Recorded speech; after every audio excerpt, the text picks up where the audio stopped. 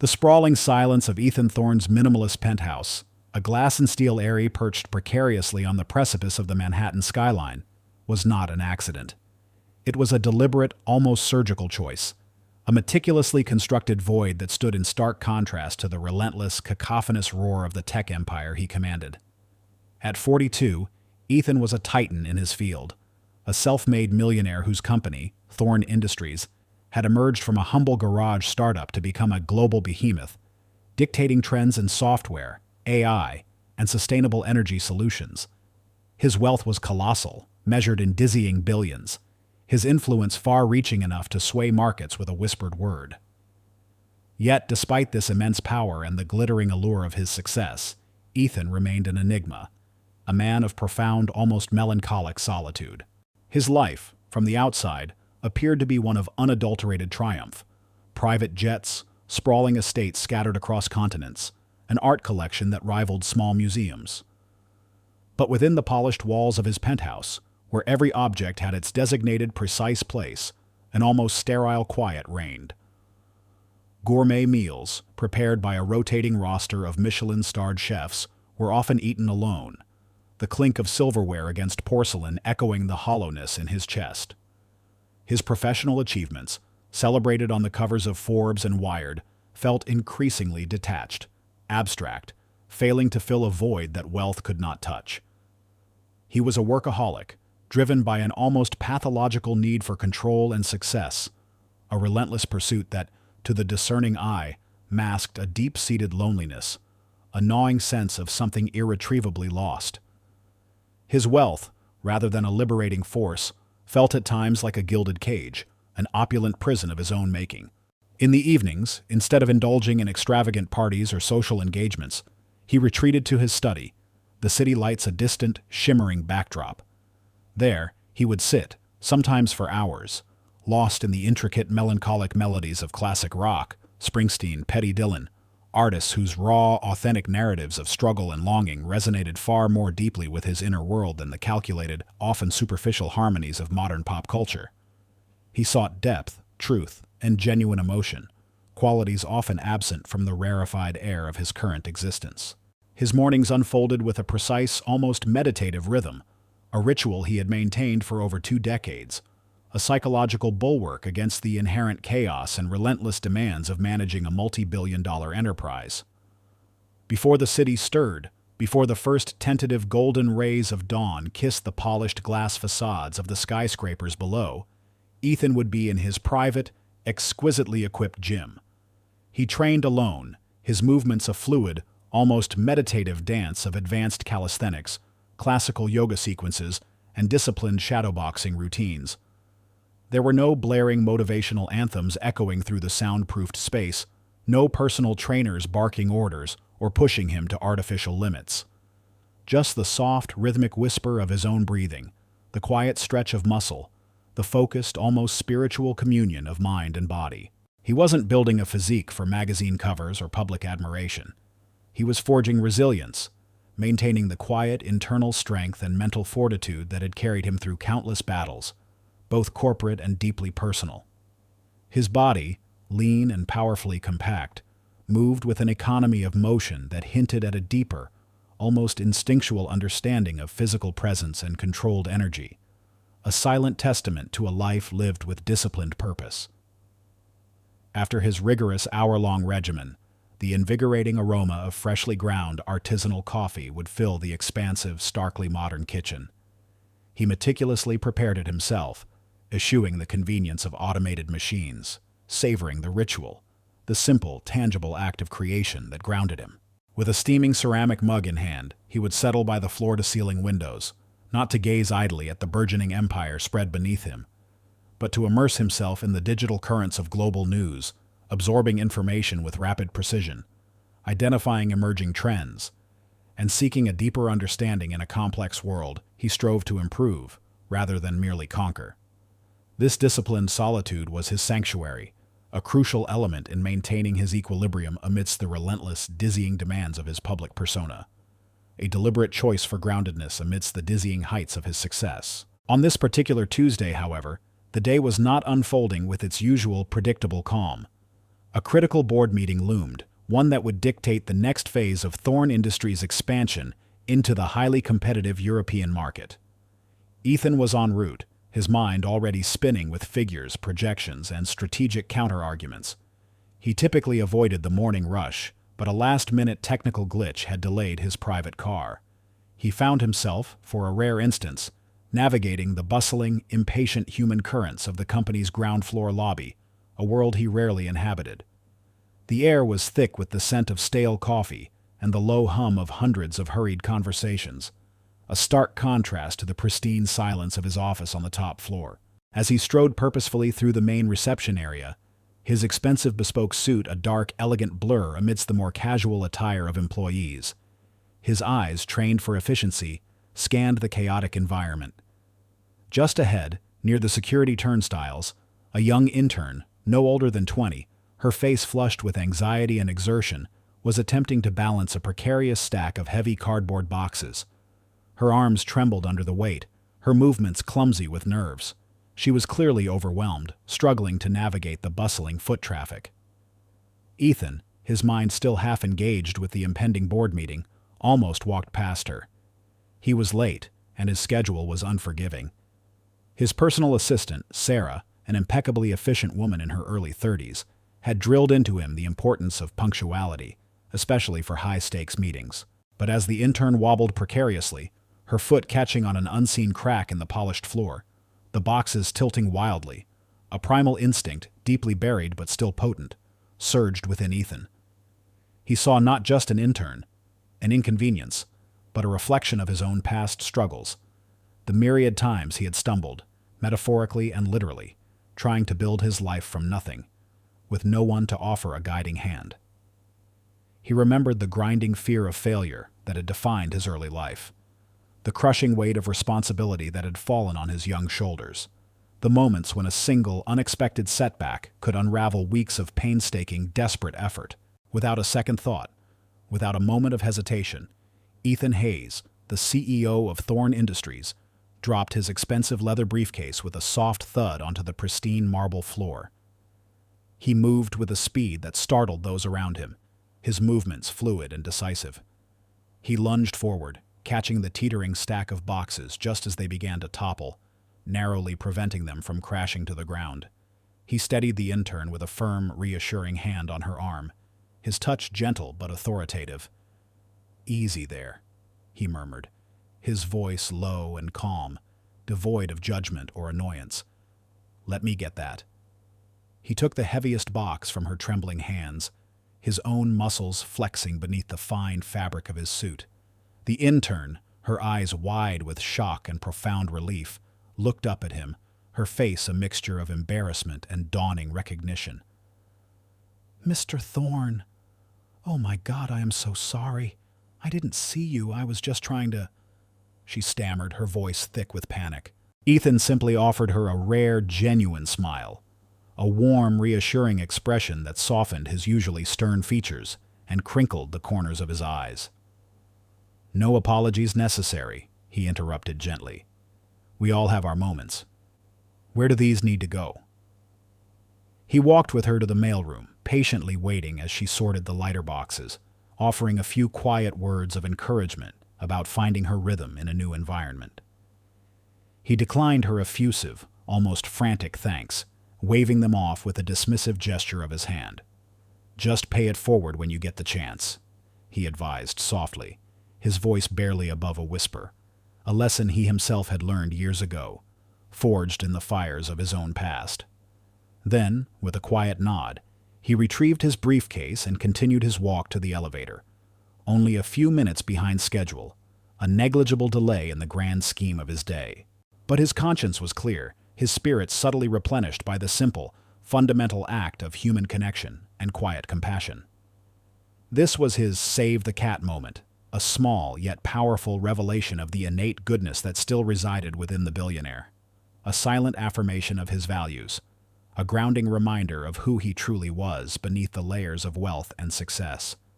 He was, at his core, a man who understood struggle, and who, despite his towering success, still possessed the fundamental human impulse to help. Yet, subtle details, often unnoticed by the casual observer, hinted at a deeper, more poignant narrative within Ethan Thorne, a story far richer and more complex than his public persona as a tech titan.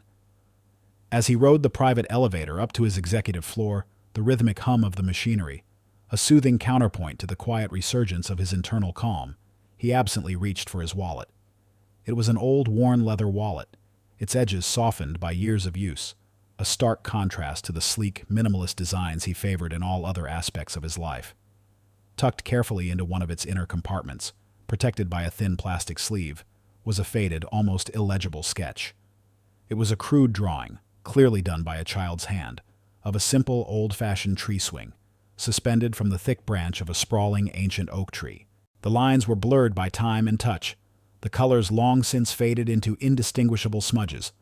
But to Ethan, every faded line, every barely visible contour, resonated with a profound, almost painful clarity. It was more than a relic. It was a silent, cherished link to a past far humbler than his glittering present, a constant anchor to his origins, to a time before wealth, before fame, before loneliness set in. He sometimes traced its contours, his fingers lingering on the worn paper, a ritualistic gesture that spoke of a deep, unaddressed emotional reservoir. A few, very few, of his closest confidants, and perhaps his personal physician, had noticed a small, almost imperceptible silver scar just above his right eyebrow, partially hidden by his meticulously styled hair. It was a faint, physical reminder of a childhood accident or a long-forgotten memory, a subtle hint of battles fought and survived, a silent sentinel of a past trauma.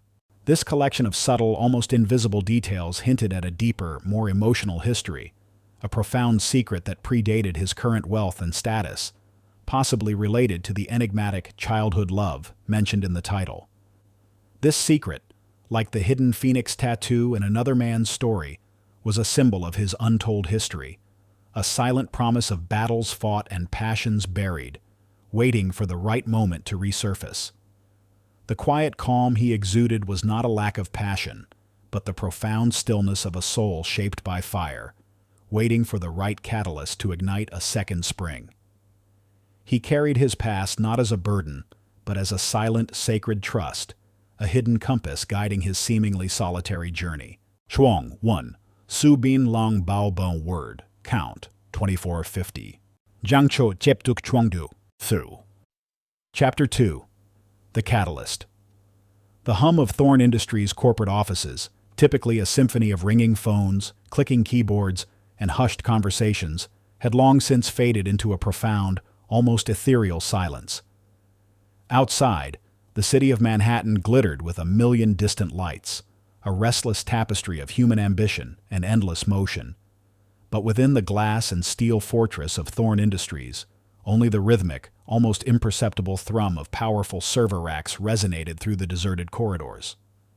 Ethan Thorne, in his dark, tailored suit, moved through the vast, empty expanse of his company's main office building like a phantom, his footsteps muffled by the plush carpeting. He was conducting one of his rare, unscheduled, solitary late-night inspection tours, a habit born not of paranoia, but from a deep-seated need for absolute control and an almost obsessive attention to detail. He believed true leadership meant understanding every facet of his domain, even the parts that operated in the shadows of the night. His presence was typically reserved for the highest echelons of strategy and innovation, for the dazzling spotlight of product launches and the hushed intensity of global negotiations. Yet he found a strange, almost meditative peace in these quiet, nocturnal wanderings. He checked security protocols, assessed energy consumption, and mentally noted any inefficiencies. His mind constantly optimizing, constantly striving for a subtle, almost invisible perfection. The air, usually thick with the scent of artisanal coffee and the faint metallic tang of new technology, now carried the more sterile, yet strangely comforting, aroma of industrial-grade cleaning solution. Ethan's tour had brought him to the third floor, a vast open-plan space usually teeming with software engineers and data analysts, now bathed in the soft, ambient glow of emergency lights. As he walked down a long, usually bustling corridor, his keen ears, accustomed to discerning the slightest anomalies, caught a repetitive, rhythmic squeak. Squeak, swish, squeak, Swish. It was the unmistakable sound of a mop being dragged across a polished floor. He felt a flicker of annoyance. The cleaning crew should have long finished their shift. He valued the profound quiet, the absolute solitude of his late-night rounds, and this intrusion, however minor, disrupted his carefully cultivated peace. He quickened his pace, intending to issue a polite but firm reminder about the nightly schedule, perhaps to the shift supervisor, or to whoever was responsible for this unexpected late-night disturbance. His internal clock, meticulously calibrated to the demands of a multi-billion-dollar enterprise, registered the anomaly, demanding a swift, efficient resolution. He turned a corner, expecting to see a lone, elderly cleaner, perhaps struggling to finish a last section. Then he froze. His breath caught in his throat, a sharp, painful constriction that stole the air from his lungs. The familiar hum of the servers, the distant city lights, the rhythmic squeak of the mop, all faded into an indistinct, muffled background noise, as if the entire world had abruptly muted itself, leaving only this single, devastating image in razor-sharp focus. Standing under the stark, unforgiving glare of the fluorescent lights, her back to him, meticulously mopping the vast expanse of the polished floor, was a figure that instantly, irrevocably, shattered the carefully constructed walls around his heart. Her hair, once a cascade of bright, vivacious curls, was now pulled back in a simple, practical ponytail, its vibrancy muted by the harsh light. Her shoulders, once slender and carefree, now seemed subtly stooped with weariness, a quiet burden. And then she turned slightly, her profile illuminated, as she dragged the mop bucket a few more feet. It was Alara. The name exploded in his mind, a silent, deafening thunderclap that reverberated through the deepest chambers of his memory. Alara, his childhood love, the girl from his past, the subject of the faded sketch in his old worn wallet, the source of his profound, buried nostalgia, and the quiet ache that had resided in his soul for decades. Time seemed to warp, stretching and compressing in a disorienting, elastic moment. He saw her as she was now, older, undeniably tired, her face etched with quiet resignation and a faint shadow of past hardships. But superimposed on that image was another, vibrant and impossibly clear, the Alara of his youth, her eyes sparkling with unbridled laughter, her spirit a defiant, joyous flame, her dreams as boundless as the summer sky. She was the girl who had shared his secrets under the ancient oak tree, whose laughter had blended with his own as they soared on the homemade swing, whose innocent touch had first awakened the stirring of love in his adolescent heart. The stark contrast between that vibrant memory and the weary woman before him, performing such a humble, physically demanding, and fundamentally thankless job in his own company, sent a profound shockwave through his carefully constructed world. His initial flicker of annoyance at the delayed cleaning crew evaporated, replaced by a complex, overwhelming deluge of emotions: bewilderment, disbelief, a searing pang of guilt, sharp and unexpected, a desperate, almost visceral pain for the life she seemed to be living, for the dreams that had clearly withered. His perfectly ordered, solitary existence, his meticulously compartmentalized past, abruptly imploded. The sight of Alara here, now, in this context, was a deeply personal, utterly unexpected event that irrevocably altered his perception of his carefully guarded life. He had built an empire, amassed a fortune, achieved a level of success few could even dream of. Yet the woman who had once held his heart, the one he had never truly forgotten, was here, performing the most menial of tasks. He felt a crushing weight in his chest, a profound sense of failure, not for his own life, but for hers, for the chasm that had opened between their once intertwined paths. This was the point of no return. He could not unsee her. He could not unfeel the tsunami of emotions that had just crashed over him. His carefully cultivated emotional detachment, his protective shell of solitude, shattered into a million fragments around him. The woman he had loved, the one he had unconsciously sought in every empty corner of his lavish life, was here, vulnerable and working tirelessly in the depths of his own building. The sterile silence of the office, once his sanctuary, now seemed to mock his solitude, his hollow success. He realized with a chilling clarity that resonated deep within his bones that his life, as he knew it, was about to be irrevocably turned upside down. The long-buried past, the one he had tried so desperately to outrun with ambition and wealth, had finally caught up to him, presenting itself in the most unexpected, most poignant of ways. He had found Alara, and in doing so he had, unexpectedly, rediscovered a long-lost part of himself. The path ahead was uncertain, fraught with emotional complexities and unresolved histories, but one thing was undeniably clear. He could not, would not, walk away. He had to know why. He had to help. The quiet before the storm had ended, and the first tumultuous winds of a profound change had begun to howl. Chuang Tu Chat Suk Tak word count 2200. Jiangcho Tiep Tuk Chuang Tri. 3. Chapter 3. Initial Confrontation and the Unveiling. The fluorescent lights of the third-floor corridor hummed with an almost clinical indifference, casting long, stark shadows that seemed to distort reality. For Ethan Thorne, time itself had ceased to flow, momentarily frozen in the agonizing tableau of Alara, his childhood love, meticulously mopping the floor of his own corporate empire. 1,000 questions, 1,000 unspoken memories crashed through his mind, rendering him utterly immobile, a silent, stunned observer in his meticulously ordered world. He was lost in the chasm between the vibrant girl he remembered and the weary woman before him.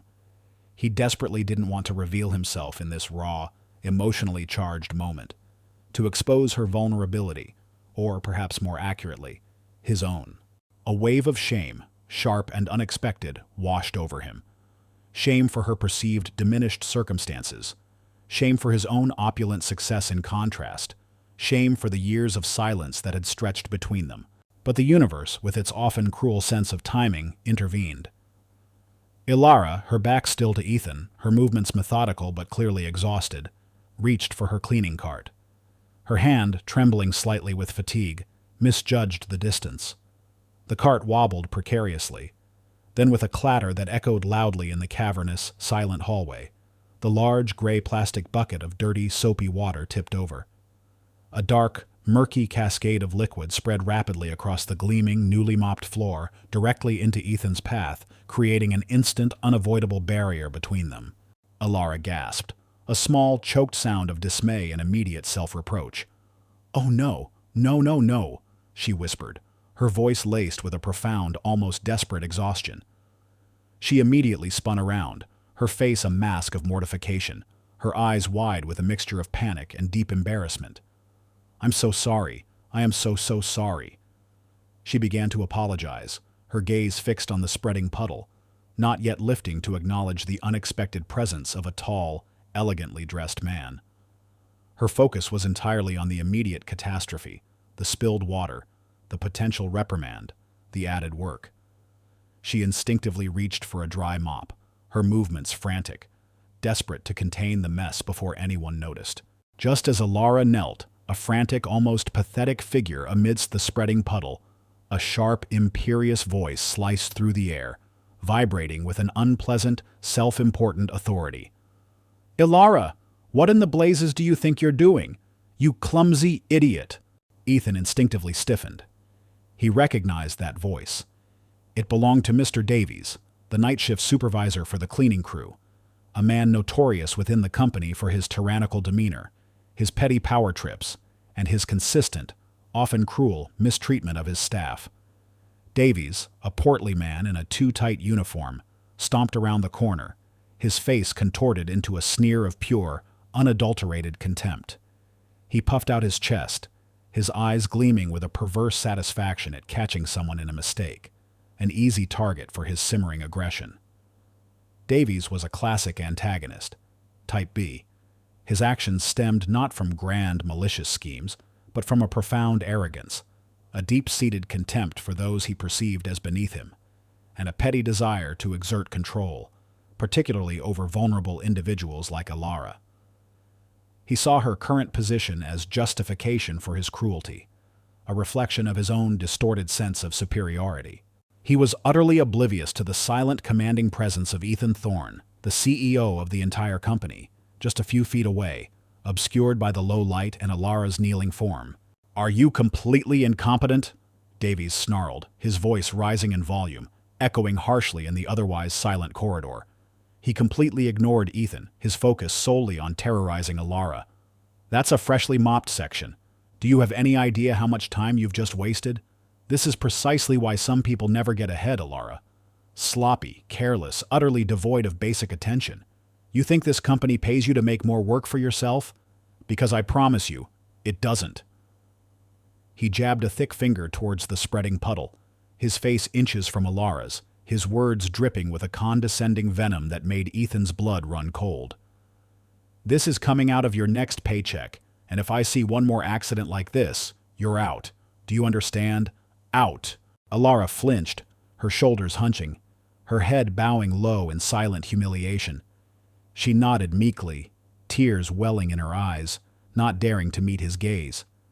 The sight of her, a woman of such vibrant spirit in his memories, now reduced to this pathetic, cowering figure under the verbal assault of such a petty tyrant, ignited a cold, protective fury within Ethan. He felt a profound, almost visceral pang of guilt. Why hadn't he known? Why hadn't his meticulous oversight extended to the hidden corners of his own company, to the silent struggles of its most vulnerable employees?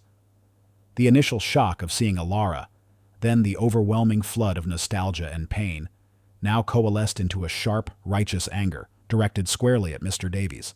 This moment, witnessing Alara's public humiliation and Mr. Davies's unbridled cruelty, was the unveiling of Ethan's true power, not just as a CEO, but as a man of profound, deeply buried compassion. He didn't think, he reacted, driven by an instinct far older and more powerful than corporate protocol. The save the cat moment from earlier in the day, helping the intern, was a quiet, almost gentle act. This was a volcanic eruption, contained by years of discipline, but no less potent. Ethan stepped forward, his shadow falling over Davies, an imposing, unyielding presence that seemed to materialize out of the very silence of the corridor. His voice, when it came, was low, calm, yet held a chillingly authoritative edge that cut through Davies's bluster like a laser. It was devoid of overt rage, but infused with an unmistakable steel-cold command. "Mr. Davies," Ethan stated, his voice even, yet resonating with an undercurrent of barely suppressed fury. His words, though quiet, seemed to echo in the now tense silence, demanding immediate attention. Davies, startled by the unexpected presence, snapped his head up, his eyes widening in surprise as he finally registered the elegant, unmoving figure towering over him. He started to bluster, to object, to assert his authority. "And just who do you think you are, interrupting my staff during their work?" he began, his voice still laced with arrogance, completely oblivious to who he was speaking to. Ethan didn't raise his voice, didn't need to.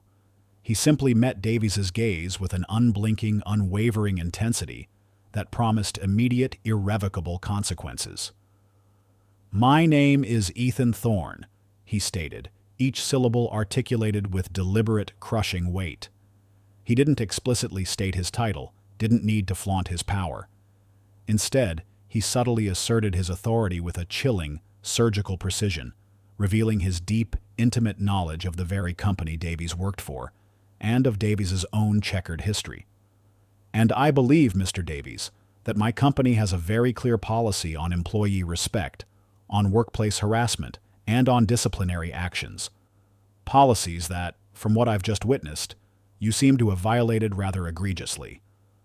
He took a step closer, his mere proximity emanating an aura of unquestionable power that made Davies instinctively recoil.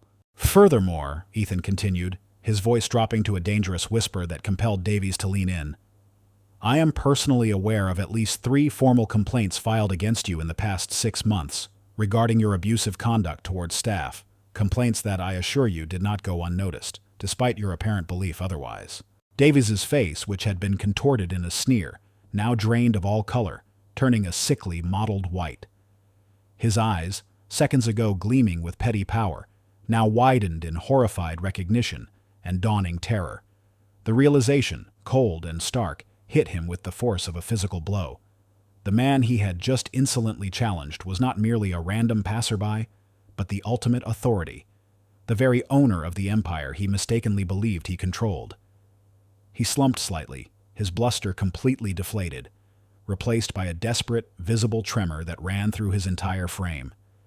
He was caught, exposed, and utterly defeated, his arrogance crumbling into pathetic fear. Alara, still on her knees, her hands braced on the floor beside the spreading puddle, slowly looked up, her tear-filled eyes, wide with a mixture of confusion and dawning recognition, fixed on Ethan Thorne, her childhood love, standing like an avenging angel, silently unveiling his true, formidable power. The moment, profound and undeniable, was set. Chuang 3, Kuok, Joy, Jiao, Banjiao, Va Su Bok Low Word Count, 2250s. Jiangqiu Tip Tuk Chuang 4. Chapter 4. The Gauntlet. The Ultimate Test. The brightly lit corporate hallway, usually a pristine testament to Thorne Industries' meticulous order, now felt like an impromptu Jiao Truong, an emotional and power struggle unfolding under the stark, unforgiving glare of the fluorescent lights. The spilled, murky water on the polished marble floor, an accidental catalyst, mirrored the sudden, chaotic rupture in Ethan Thorne's carefully compartmentalized world. This was his territory, his company, the very embodiment of his success. Yet in this moment, it became the unexpected arena where his carefully guarded past violently collided with his meticulously controlled present. The profound irony was almost unbearable.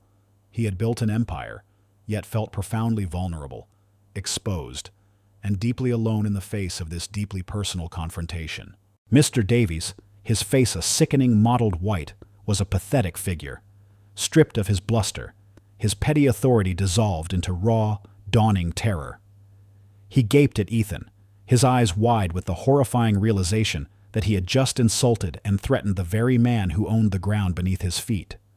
But even as Davies trembled, a flicker of his ingrained arrogance, a desperate, ingrained defiance remained. He still didn't fully grasp the magnitude of the power he had just provoked, clinging to the last vestiges of his self-importance. "Mr. Thorne."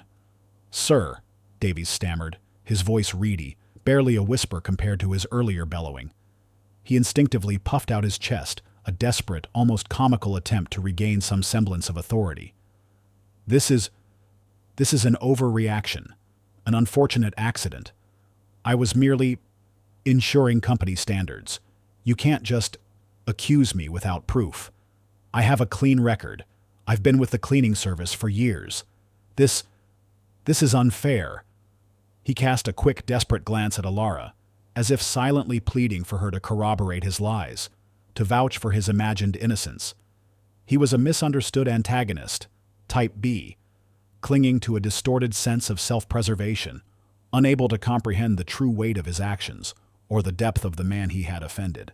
Alara, however, remained frozen, her eyes fixed on Ethan, 1,000 unspoken questions swirling in their depths. The immediate terror of Davies's threats had given way to a profound, unsettling recognition. The silver scar above Ethan's eyebrow, the subtle shift in his jawline, the familiar intensity in his gaze. It was him. The boy from her childhood, transformed into this formidable, imposing man. Her own fear and humiliation, momentarily forgotten, were replaced by a dawning, complex mix of awe, disbelief, and a profound surge of a long-buried, unspoken affection. She was caught between the crushing weight of her present reality and the sudden, overwhelming resurfacing of a past she thought was long dead. Ethan, despite the churning vortex of emotions within him, the protective fury towards Alara, the righteous indignation at Davies's cruelty, the overwhelming ache of rediscovered love, remained outwardly calm, a silent, unyielding pillar of resolve. He knew with absolute certainty that he could not rely on his board members, his highly paid lawyers, or his vast corporate network to navigate this intensely personal and emotionally charged confrontation. This wasn't a hostile takeover or a corporate merger. This was a deeply human moment, a collision of past and present, a desperate plea for justice for a woman he had once loved and now found suffering in the very heart of his domain. He felt profoundly alone in this moment, the burden of this truth solely on his shoulders. His financial might, his billions, his global influence felt irrelevant here. He had to face Davies and Alara, driven by a raw combination of protectiveness, guilt, and the overwhelming desire for answers and understanding. The late hour, the isolated setting of the deserted corridor, and the emotional intensity of the reunion combined to create an urgent, confined situation, a time pressure that pressed down on Ethan. He knew he had to act decisively, now. Davies, though momentarily stunned, was still capable of further verbal abuse, or even physical aggression, if pushed too far. And Alara, fragile and vulnerable in her exhaustion, could easily retreat, vanish back into the shadows, if this confrontation dragged on or became too public. The thought of losing her again, of letting her slip through his fingers after this impossible reunion, filled him with an almost desperate urgency. He had to gain control of this deeply personal situation, to bring order to the chaos that had just exploded in his meticulously structured life. The future of his relationship with Alara, the chance to mend a decades-old wound, hinged on this moment. "Mr. Davies," Ethan's voice cut through the strained silence, precise and unwavering, each word articulated with the chilling clarity of cold steel. "You believe you have a clean record, do you?" He took a step closer, his mere presence radiating an aura of absolute power that made Davies involuntarily flinch, shrinking further into himself. "Perhaps you'd like me to refresh your memory on a few unfortunate incidents that, I assure you, are very much on record." Ethan's eyes, fixed on Davies's, held a dangerous glint, promising a reckoning. Davies swallowed hard, his throat dry, his earlier bluster dissolving into a terrified silence. He tried to speak, but no words came, only a faint croak. He knew what was coming, or at least he sensed the immense, irreparable damage that was about to be inflicted upon him. His eyes darted nervously between Ethan and Alara, desperately seeking an escape, but finding none. The corridor, once his domain of petty tyranny, now felt like an inescapable trap. Ethan continued, his voice maintaining its steady, controlled rhythm, each accusation a calculated blow. "Let's start with the incident involving Ms. Ramirez, whose knee injury was exacerbated by your refusal to provide adequate cleaning equipment, despite her repeated requests. Or perhaps the time you deliberately withheld a shift bonus from Mr. Johnson, citing insubordination for simply questioning your excessive workload. And let's not forget the formal complaint filed just 3 months ago by Ms. Chen, detailing your persistent verbal abuse and threats of termination for minor infractions, similar to what I just witnessed with Alara here. These aren't isolated incidents, Mr. Davies. These are patterns. Patterns of abuse, intimidation, and blatant disregard for company policy, and more importantly, for basic human decency." He paused, allowing the gravity of his words to sink in, his gaze never leaving Davies's contorted face. Thorne Industries prides itself on fostering a respectful and safe work environment for all its employees, from the top floor to the cleaning staff who ensure our building shines. Your behavior, Mr. Davies, is a direct violation of every principle this company stands for. And I assure you, those complaints, while seemingly minor in your eyes, were meticulously documented, investigated, and awaiting my personal review. This was not a chance encounter. It was a long overdue reckoning. Alara, still kneeling, slowly, almost imperceptibly, raised her head, her gaze shifting from Davies's terrified face to Ethan's unwavering resolve. The calm authority in his voice, the precise knowledge of Davies's misdeeds, the subtle yet undeniable aura of power emanating from him, it all clicked into place. The familiar curve of his jaw, the way he held himself, the very essence of the boy she had once known, now magnified, refined, formidable. Her eyes, still brimming with tears, widened in a profound, almost shattering realization. This was not just a powerful man. This was her Ethan.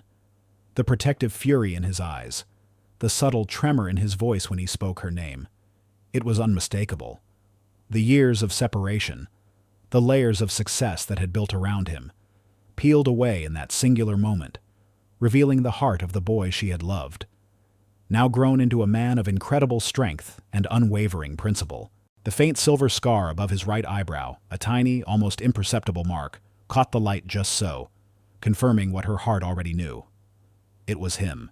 Davies, hearing the litany of his misdeeds, all precisely detailed by the very CEO of the company, collapsed inward, his body slumping, his face a mask of utter despair. The accusations were too specific, too damning, too undeniable. His bluster had evaporated, replaced by the profound, crushing weight of absolute defeat.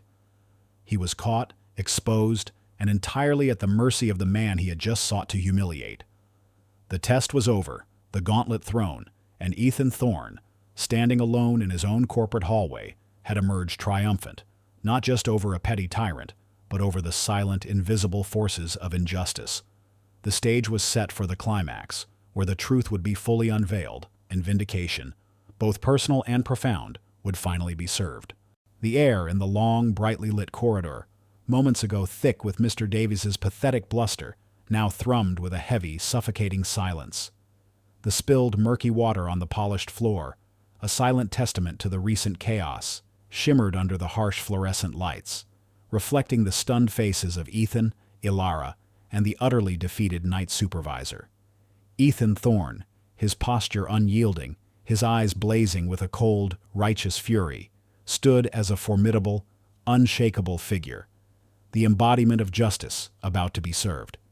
Mr. Davies, stripped bare of his arrogance, slumped against the wall, a picture of abject terror, his past misdeeds echoing loudly in the sudden, profound stillness, the precipice of truth where everything hung in the balance.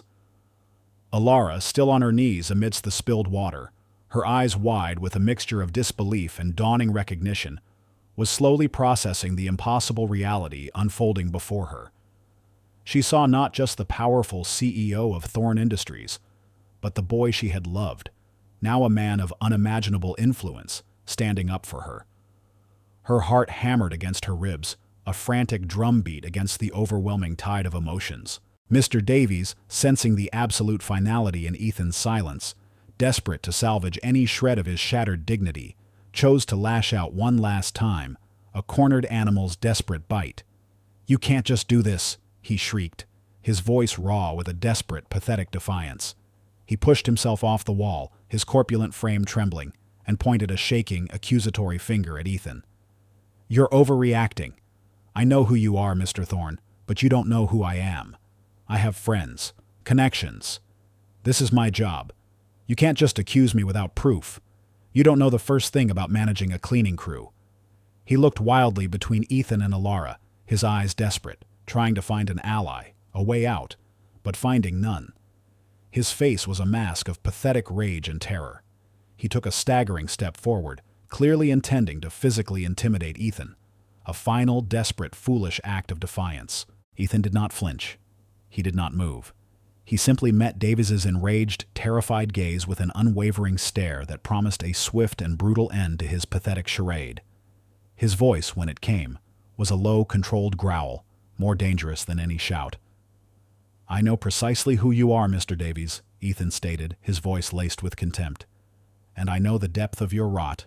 Just as Davies lunged forward, his face contorted in a final, desperate attempt to regain control, Ilara, still on her knees, caught a fleeting glimpse of something almost imperceptible, something that sent a jolt of profound recognition through her. The angle of the harsh fluorescent light, combined with the slight turn of Ethan's head as he met Davies's charge, briefly illuminated a tiny, almost invisible silver scar just above Ethan's right eyebrow. It was a mere flicker, barely visible, but to Ilara, it was a searing brand, instantly transporting her back decades.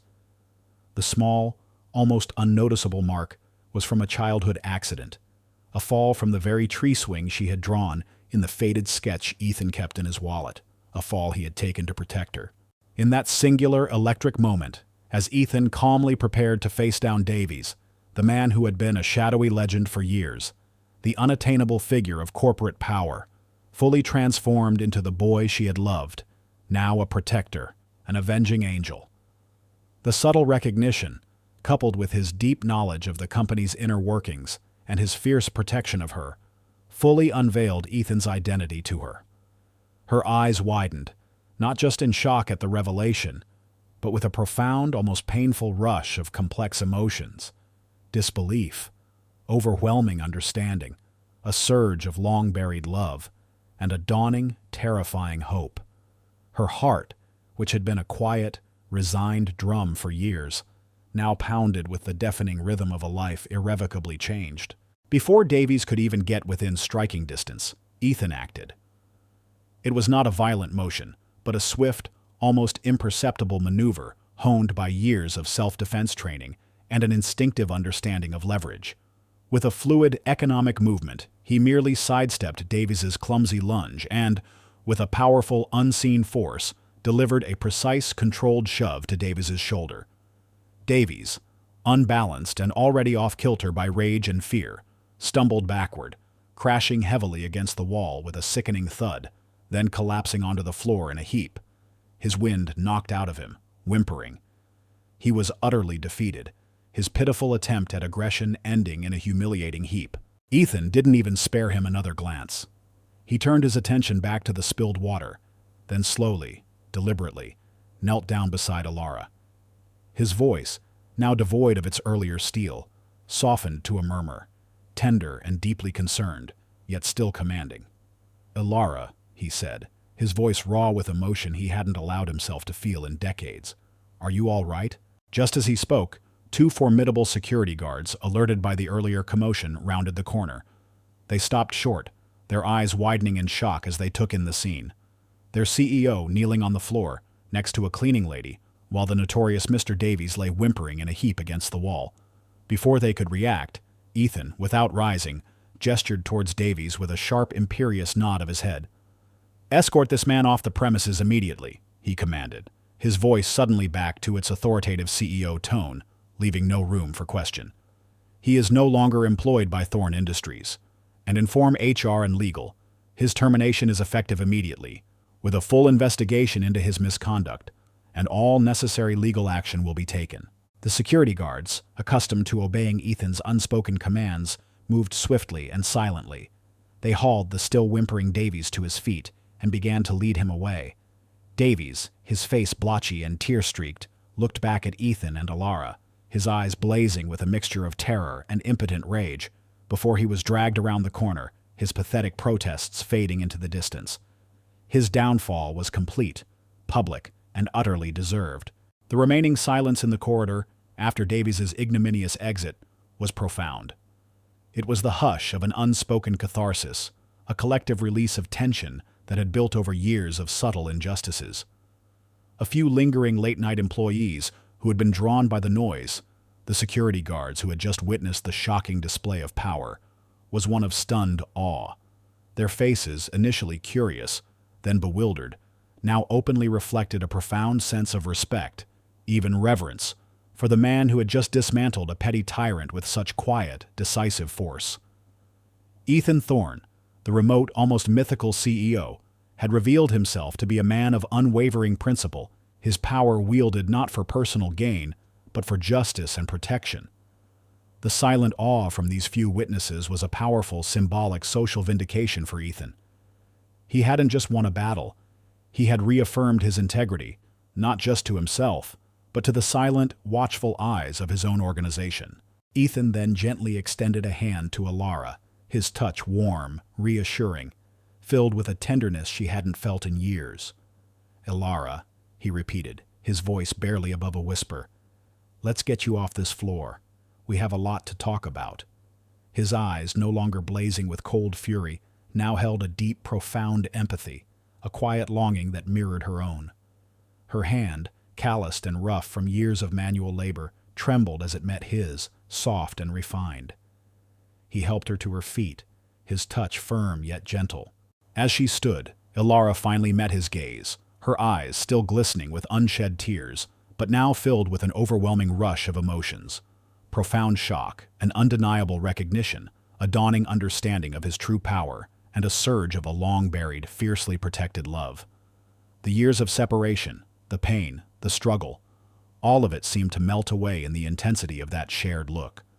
He had seen her at her most vulnerable, her most humiliated, and instead of turning away, he had protected her, rescued her, and unveiled his true self. This was the climax not just of a corporate battle, but of a deeply personal, emotionally fraught journey. The legend had not just returned.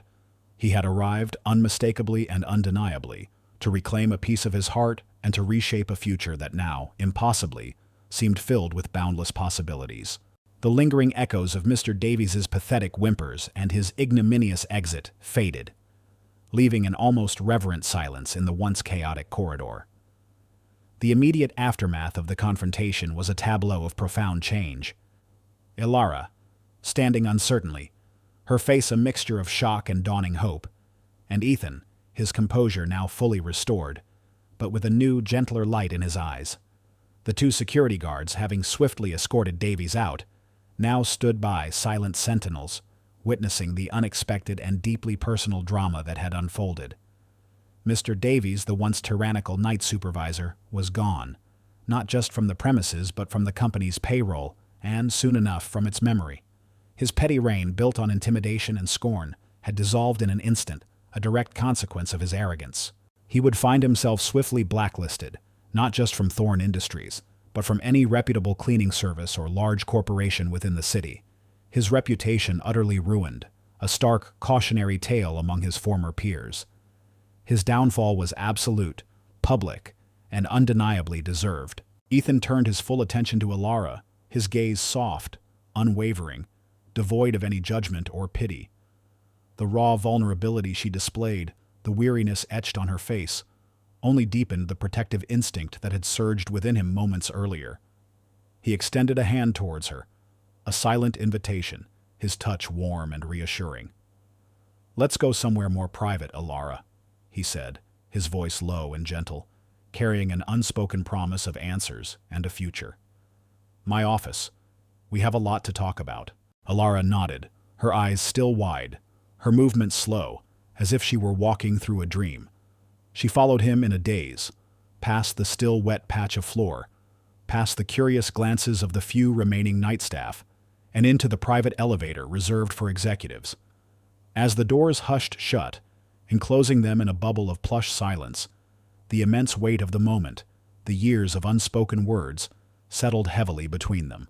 In the opulent solitude of Ethan's penthouse office, a space usually reserved for the cold calculus of corporate strategy, a profoundly human conversation began to unfold. Ethan led Ilara to a comfortable sofa overlooking the glittering cityscape, its vastness a stark contrast to the intimate, fragile space they now inhabited. He poured them both glasses of water, his movements unhurried, giving her time to compose herself. "Ilara," Ethan began, his voice laced with genuine remorse, the weight of decades of unspoken regret heavy in his tone. I can't begin to express how sorry I am for what you just experienced, and for everything that led to this. I had no idea that you were working here or living like this." The words felt inadequate, hollow, against the backdrop of her obvious struggle. He truly hadn't known. His focus on global expansion had blinded him to the silent struggles within his own walls. Ilara finally looked at him, her eyes, though still red-rimmed, holding a newfound clarity, a flicker of the defiant spirit he remembered. She took a deep, shaky breath, and the story of her life, since their abrupt separation decades ago, spilled out in halting, raw confessions. She spoke of her family's sudden financial ruin, the crushing burden of medical debt that had forced them to sell everything, even their beloved home, pulling her out of school and away from him. She recounted the endless string of dead-end jobs, the relentless grind to keep her younger siblings afloat, the quiet desperation of a life constantly on the brink of collapse. She didn't blame him, didn't accuse him, but her narrative painted a vivid picture of a path dictated by necessity, not choice, a life stripped of the dreams they had once shared under the old oak tree. She admitted to her exhaustion, her weariness, the quiet resignation that had settled over her, dimming her vibrant spirit. I tried, Ethan," she whispered, her voice cracking with suppressed emotion. "I tried to find you after my family moved, but everything was different, and then life just took over. I just had to survive." Ethan listened, his face etched with profound sorrow and a burning, almost unbearable guilt. He heard her story, not just with his ears, but with his heart, feeling the echo of his own past struggles, the fear of losing everything that had driven his own relentless ambition. He told her about his own lonely ascent, the emptiness that wealth couldn't fill, the unfulfilled longing that had unconsciously led him back to the fragments of their shared past, to the faded sketch in his wallet, to the memory of the tree swing.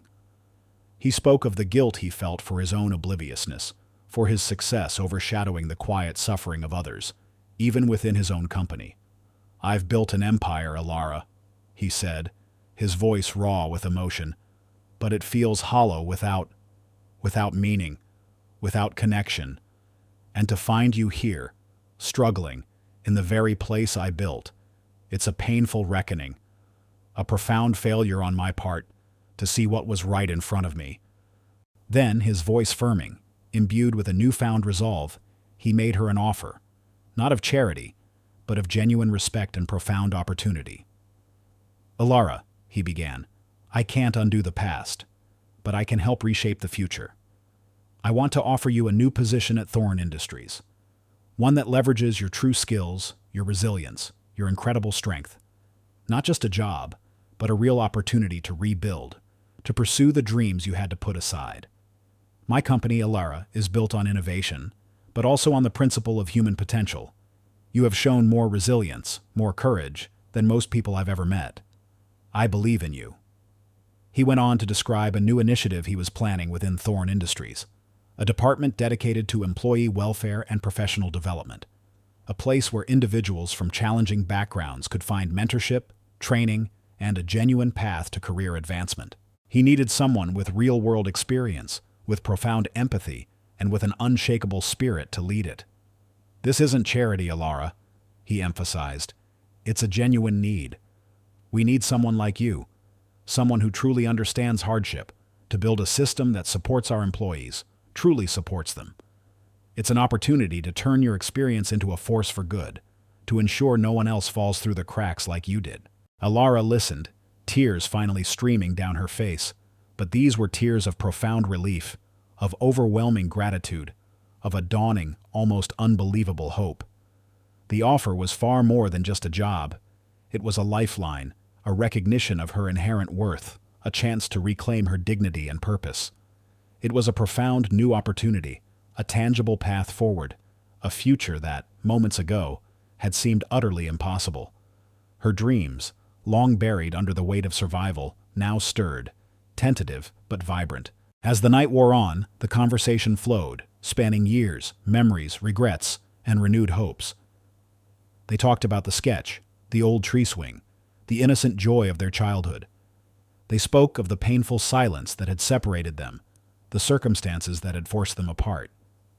It was a raw, honest, and deeply therapeutic exchange. Ethan felt a lightness he hadn't experienced in decades, a profound sense of connection that banished the persistent ache of his solitude. He finally felt a true purpose, one that transcended balance sheets and market shares. Alara, sitting beside him, the vast city lights now a backdrop to her quiet, renewed hope, felt the first stirrings of her own second spring. Her spirit, once resigned, now buzzed with a nascent, exhilarating energy. This quiet dialogue between two souls who had been irrevocably separated by fate and circumstance, yet now reunited by an accidental encounter and a shared commitment to justice, was more than just a conversation. It was a mutual healing, a profound recognition of their shared past, and a tentative, hopeful step towards an intertwined future. The storm had broken, the dust had settled, and in its wake, a new, profound calm descended upon Ethan Thorn. A calm built not on solitude or control, but on the rich, resonant chords of reconnection, compassion, and a deeply rediscovered love. 2 years later, the name Ethan Thorn was synonymous not just with technological innovation, but with profound social impact. Thorn Industries, under his visionary leadership, had blossomed into a truly global powerhouse, its influence extending far beyond the digital realm. It wasn't merely about software and AI anymore. The company had pioneered cutting-edge solutions for urban redevelopment, sustainable agriculture, and accessible education, transforming communities and industries alike. Ethan, despite his immense, almost unfathomable wealth and the burgeoning scale of his influence, remained remarkably grounded, stubbornly true to the quiet, principled man he had always been. His penthouse, though still minimalist in its design, now hummed with a different kind of energy, a warmth that had replaced its former sterile silence. He still made his own coffee each morning, still woke before dawn for his solitary, disciplined workouts, and still preferred the comfort of unbranded casual clothes when not in a high-stakes boardroom or delivering a keynote address. But the impact of his life, once a quiet ripple of personal ambition, had amplified exponentially, becoming a powerful wave of change that touched countless lives across the globe. His accumulated wealth, once primarily a means of personal security and financial independence, had fundamentally transformed into a powerful engine for broad, systemic societal change. Ethan had established the Thorn Foundation, a colossal nonprofit philanthropic arm directly funded by Thorn Industries' unprecedented success and managed with Alara's invaluable input. The foundation was dedicated to two primary interconnected missions. First, investing in and nurturing small businesses, founded by minority entrepreneurs, providing crucial seed capital, strategic mentorship, and invaluable networking opportunities where traditional financial avenues often failed to reach. And second, financing large-scale legal projects specifically aimed at combating systemic discrimination across various sectors of society. He became, almost inadvertently, a global icon of justice and equality, a living testament to the profound power of leveraging one's platform and resources for significant social good. His quiet resistance, sparked by a singular act of prejudice in a lonely corporate hallway, had blossomed into a mighty, undeniable movement, inspiring countless others to seek fairness and challenge injustice. Ethan dedicated a significant, often unpublicized portion of his time to actively paying it forward.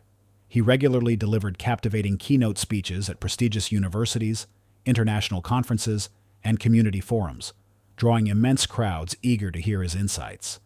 He would recount with compelling honesty his journey from humble beginnings to global influence, emphasizing the critical importance of resilience, integrity, and unwavering self-belief in the face of adversity. He wasn't just a speaker. He was a mentor, a guide, a beacon. He mentored countless young students and aspiring entrepreneurs, particularly those from disadvantaged backgrounds who faced similar barriers to those he had once overcome. He shared not just shrewd business acumen and technological foresight, but invaluable life lessons on perseverance, the subtle art of negotiation, and the enduring power of ethical leadership. The story of the millionaire who found his childhood love mopping floors had, over these 2 years, transcended mere news or anecdote. It had become an urban legend, a widely shared parable of injustice overcome, a powerful, inspiring narrative that resonated deeply with anyone who had ever faced adversity, discrimination, or simply felt undervalued. He became a trusted advisor, a quiet force, a powerful source of hope for a new generation, eager to carve their own paths in a world still grappling with inequities. Alara, once weary and resigned, had truly found her second spring. In the 2 years since that fateful night, she had flourished in her new role at Thorn Industries, proving herself invaluable. Starting in the Employee Welfare Department, she quickly rose through the ranks, her profound empathy, resilience, and first-hand understanding of hardship proving to be more valuable than any corporate degree. She spearheaded the creation of Thorn Industries' groundbreaking Dignity in Work program, a comprehensive initiative that ensured fair wages, respectful working conditions, and robust support systems for all employees, particularly those in often overlooked service roles. Her quiet strength and unwavering commitment to justice had transformed the company's internal culture, making it a benchmark for ethical employment practices across the industry. She had found her voice, not in anger, but in empowered advocacy, becoming a leading figure in the corporate social responsibility movement. Her relationship with Ethan had deepened into something beautiful, profound, and exquisitely balanced. The years of separation, the pain, the rebuilding, all had forged a bond of unbreakable trust and mutual respect. Their shared history, once a source of quiet sorrow, had become the bedrock of their profound connection. She moved into his penthouse, transforming the sterile space into a true home, filled with warmth, laughter, and the quiet comfort of shared lives. His solitude had been replaced by genuine companionship, his driven ambition now tempered by a newfound appreciation for the simple, profound joys of life. Their love, once lost to circumstance, had found its most vibrant season. One quiet evening, as the last sliver of the sun dipped below the horizon, painting the sky in breathtaking hues of fiery orange, soft rose, and deep violet, Ethan and Alara sat together on the spacious balcony of their penthouse. The city glittered below, a silent, vast tapestry of light. They held hands, their fingers intertwined, a comfortable silence settling between them. On Ethan's left wrist, the old, unbranded wristwatch remained, its worn face a constant, tactile connection to his humble beginnings, a physical reminder of the journey he had traversed. Its very simplicity spoke volumes of a life lived by principles, not possessions. Occasionally, as he shifted his hand, the ambient, soft light from the apartment would catch the subtle, almost hidden outline of the scar near his left temple, and the glint of the old, worn silver locket beneath his shirt, its surface smoothed by years of touch. These were his private symbols, marks of the fires he had survived, the countless times he had risen from ashes, stronger and more purposeful. He smiled faintly, a profound, contented smile that reached his eyes, crinkling the corners just so. He was no longer just the millionaire who had frozen at the sight of his childhood love mopping a floor.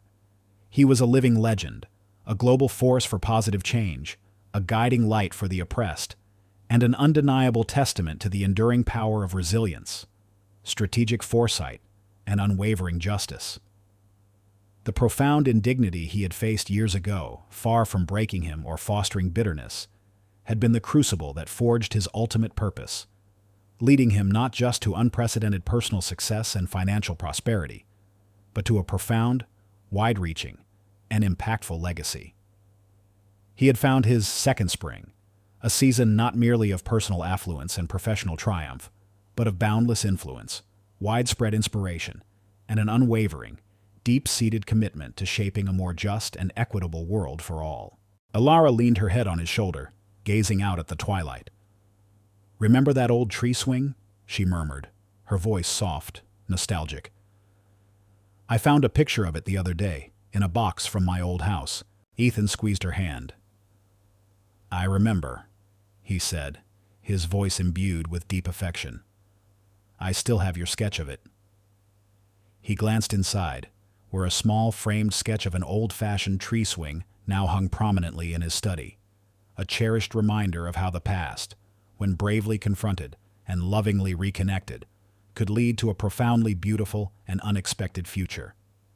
Their love, once lost, had indeed found its second spring. If this story stirred your heart, if it reminds you that courage can alter destinies, and that light always finds a path even in the deepest darkness, please leave a comment. Share this story with those who need inspiration. Like, subscribe, and hit the bell to never miss our upcoming narratives that delve into the profound human spirit and the power of unseen heroes. Thank you for joining the journey.